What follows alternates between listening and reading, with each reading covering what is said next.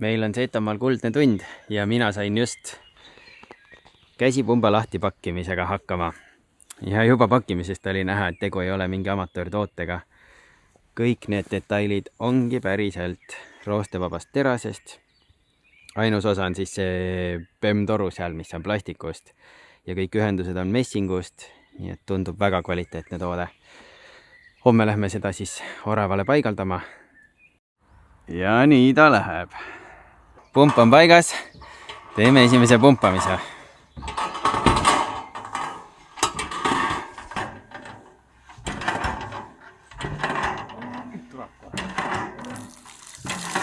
Tuleb.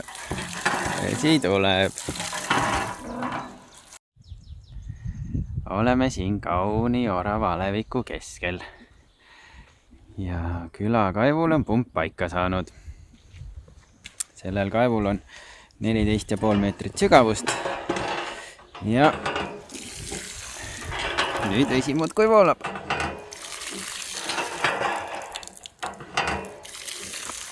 Külarahval hää kasutada, siin olla kõik see parem vesi.